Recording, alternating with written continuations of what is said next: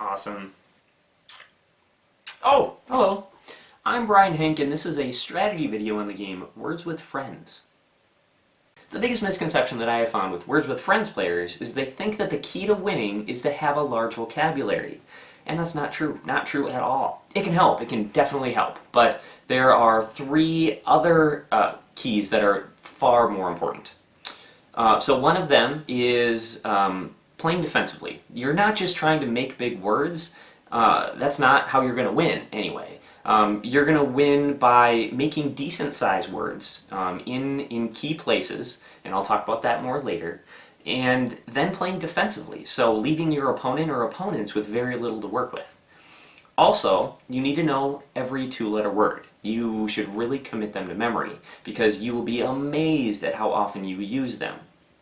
And then third is to be able to recognize a bunch of the common prefixes and suffixes. So when you're looking at your tiles, you can see that you have an ing or an ed and an er, that kind of thing. And knowing that that is very valuable to have. And you might even make plays so that you can save that if you can't use them very effectively right away. Save them and use them for next turn. So those are the three keys to winning that are more important than having a large vocabulary. Now I'm going to talk about where you should play on the board. And your attention should really go towards, first, obviously, the triple word scores. This is not a secret. This is going to be the best place for you to score points. So if you can get to a triple word score by playing next to a word, or maybe adding an S to the end of a word and getting to a triple word score, look there first and do everything you can to play off of that. Not only for scoring points, maybe you're only going to score 20 points, and that's not that much, but the key is that you are taking it up so your opponent can't use it, because maybe they have a way to score 90 points with it if you don't take it. So this is one of those keys where playing defensively is really important. If you can't get to a triple word score, the next one is look towards those double letter and triple letters. And if you see one next to a vowel, then look very, very closely on that. Because if you have a larger value letter like a W or a P, and you can play that next to that vowel and form two words, then you can take advantage of that twice. So if you're talking about like a 4-point letter and getting 12 points for it once, you get 12 points for it the other way. You're already sitting at 24 points, and that doesn't include any of the other points you're going to get for the rest of the word. That's just one letter, so that's crazy. So again, look for those on the board and don't leave them open for your opponent to take advantage of. Also, if you see a bunch of 2 or 3 letters, so small words next to each other, sometimes you can put one letter on the end of each of those words to make a bunch of small words. And I think if you do that, you will be surprised at the total you end up getting for that play. That can be a really good way to get a decent amount of points. Use up some letters that you don't really want in your hand anymore, and then also leave your opponent with very little to work with afterwards. The moral of the story here is that you should never play a single word. Every time you make a play, and I guess I shouldn't say every time, but 98% of the time, you should be making 2 words. You just do not accept a single word, because if you do that, pretty much always you are going to leave points on the table. There is going to be a better place to play.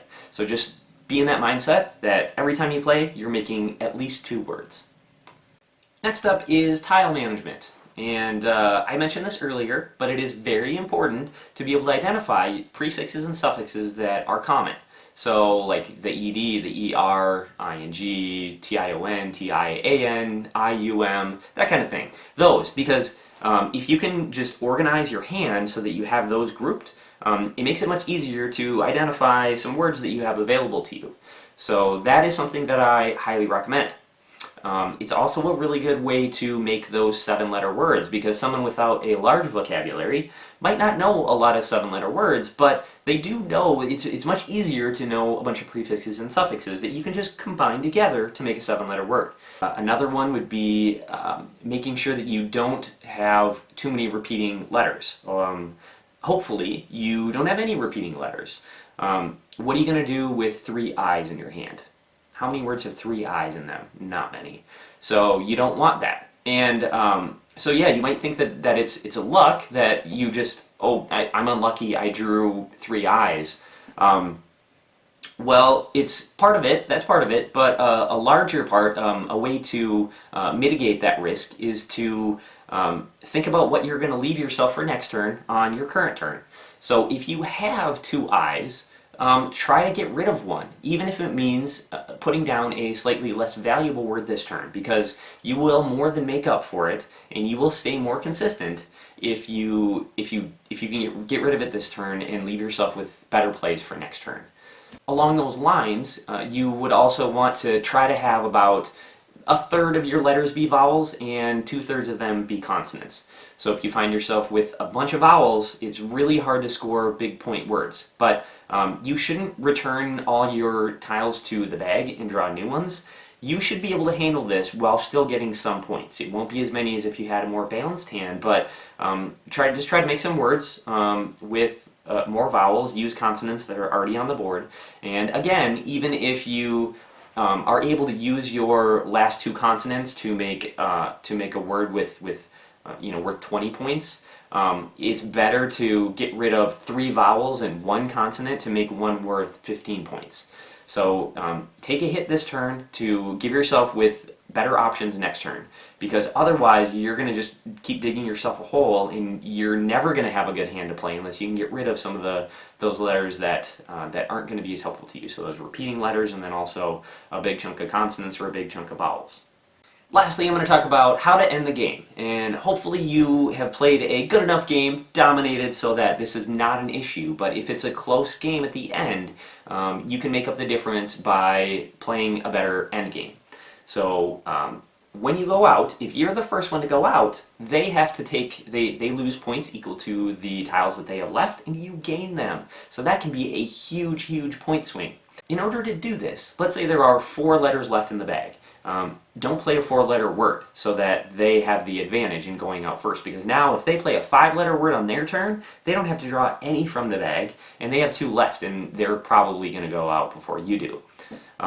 But if you can leave them with 2 or 3 left in the bag, then they're probably going to play a 2 to 4-letter word themselves, and then they will still be left with a lot. Whereas now you can play a big, like, 5-letter word, and then you are the one with like 2 left, and you're probably going to be the one going out first. Also, you'll want to try to save some of those prefixes and suffixes that I mentioned so that you can use them right away at the end. Don't use them in one of your final turns before the bag is empty. Instead, save them for the end so that you can surprise someone. So maybe you can save up an ing or a tion, and then that's half your hand that you can use that is already primed and ready to go. So then when there are no tiles left in the bag, you can easily put down like a 5 or 6-letter word, and you're almost all the way there to going out first. That is the end of this video. Thank you for watching, and I hope you found something useful in it that you can use in a future game and improve your Words with Friends score.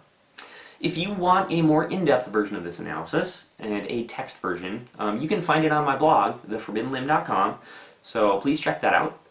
Also, if you want to hear about more of these videos, you can click subscribe right now, so I show up on your YouTube homepage.